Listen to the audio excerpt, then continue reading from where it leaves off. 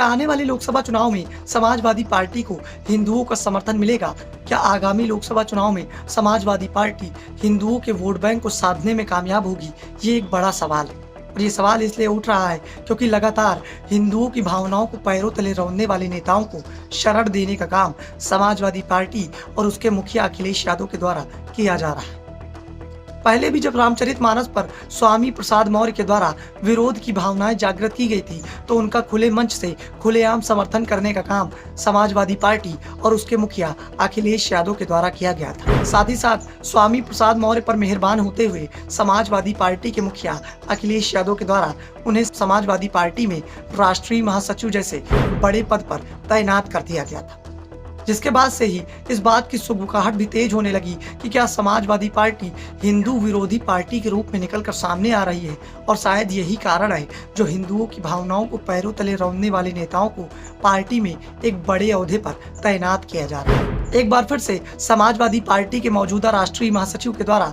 रामचरितमानस का पुरजोर विरोध किया गया और जो स्वामी जी कल तक ये कह रहे थे कि हमारा विरोध रामचरितमानस की पंक्तियों से है ना कि रामचरितमानस से, आज उन्होंने अपने इस बयान के माध्यम से ये जाहिर कर दिया कि उनका विरोध पूरी तरह से रामचरितमानस से ही है। जो कल तक ये कह रहे थे कि नहीं हमारा विरोध सिर्फ रामचरितमानस की पंक्तियों से है। पहले जरा गौर से स्वामी जी के उस बयान को सुन लीजिए, जो बयान योगी आदित्यनाथ की सरकार के एक आदेश के बाद निकलकर सामने आया, जिस आदेश में योगी आदित्यनाथ की सरकार ने आगामी त्योहारों को देखते हुए सभी जिलों में रामचरितमानस के पाठ को लेकर सभी जिले के आला अधिकारियों को आवश्यक दिशा निर्देश देने के साथ साथ 1-1 लाख रुपए की राशि देने की घोषणा कर दी थी। उसके बाद क्या कुछ स्वामी जी ने कहा और किस तरह से अपनी भावनाओं को जग जाहिर कर दिया और साथ ही साथ अपने ही बयान को झूठा साबित कर दिया। जो बयान स्वामी जी कल तक दे रहे थे और कह रहे थे कि हमारा विरोध रामचरितमानस से नहीं, रामचरितमानस की चंद पंक्तियों से। जरा गौर से बयान सुनिए। लोग अपने आप रामचरितमानस का पाठ कराना बंद कर दिया, इसलिए सरकार अपने खर्चे से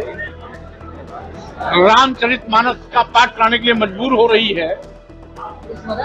और जो रामचरितमानस का पाठ पढ़ाने की बात कर रहे हैं वो इस देश की महिलाओं, आदिवासियों, दलितों और पिछड़ों के सम्मान के दुश्मन हैं। किसी भी पंथ निरपेक्ष, धर्म निरपेक्ष, लोकतांत्रिक सरकार को एक धर्म विशेष को बढ़ावा देना संविधान के निर्देशों का उल्लंघन है। हम सभी धर्मों का सम्मान करते हैं, एक ही धर्म को बढ़ावा क्यों? सरकार सबकी है, अगर सरकार को बढ़ावा देना ही है तो सभी धर्मों को समान रूप से बढ़ावा देने के लिए अपने सरकारी कोष से धन देने का काम करे, उसका हम स्वागत करेंगे। लेकिन आज जो पूरे दुनिया में विवादित महाकाव्य तुलसीदास की रामचरितमानस, जिसमें इस देश की महिलाओं को प्रताड़ित करने, शूद्र समाज को अपमानित और प्रताड़ित करने, शूद्र समाज की तमाम जातियों को जात सूचक शब्दों का प्रयोग कर नीच और अधम कहने का काम करती है, उसका पाठ कराने का मतलब है यह सरकार देश के महिलाओं, आदिवासियों, दलितों और पिछड़ों को अपमानित करने की पक्षधर है, इनके सम्मान की दुश्मन है। इसीलिए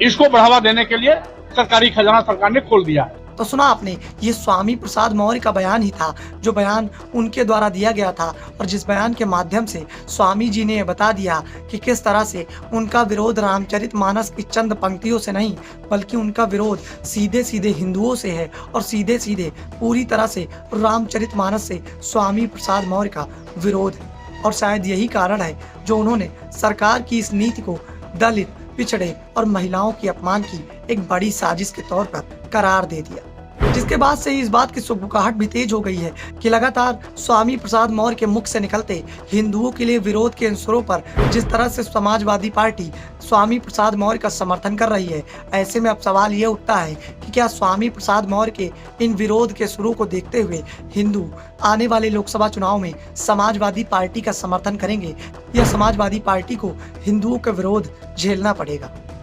क्योंकि लगातार समाजवादी पार्टी के द्वारा हिंदू विरोधी नेताओं को शरण देने का काम किया जा रहा है। साथ ही साथ हिंदुओं की भावनाओं को पैरों तले रौंदने वाले स्वामी जी पर अपना आशीर्वाद भी बरकरार किया जा रहा है, जिसकी वजह से पूरे देश में लगातार सामाजिक सौहार्द बिगड़ने के साथ साथ हिंदुओं को जगह जगह पर अपमानित होना पड़ रहा है। लेकिन समाजवादी पार्टी के मुखिया अखिलेश यादव किसी और ही रणनीति के तहत अपने इस कदम को आगे बढ़ा रहे हैं। अब जरा गौर से उस बयान को भी सुन लीजिए, जो बयान चंद दिनों पहले रामचरितमानस पर बढ़ते विवाद को लेकर स्वामी प्रसाद मौर्य के द्वारा ही दिया गया था, और जिसमें स्वामी प्रसाद मौर्य ने साफ तौर पर यह कहा था कि हमारा विरोध रामचरितमानस से नहीं बल्कि रामचरितमानस में मौजूद कुछ पंक्तियों को लेकर है। जरा गौर से उस बयान को सुनिए। मतलब रामचरितमानस को बैन कर देना चाहिए, स्वाभाविक रूप से बैन कर देना चाहिए,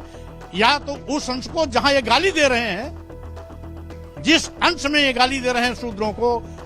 शूद्र वर्ग में आने वाली जातियों को, शूद्र वर्ग में आने वाले आदिवासी, दलितों और पिछड़ों को, उस अंश को या तो प्रतिबंधित कर देना चाहिए या पूरी रामायण को ही प्रतिबंधित कर देना चाहिए। एक सवाल कि आप बीजेपी की सरकार में भी रहे, तब उस समय पर ये सब बातें क्यों नहीं याद? इसलिए कि उस समय ना आपने कभी पूछा नहीं,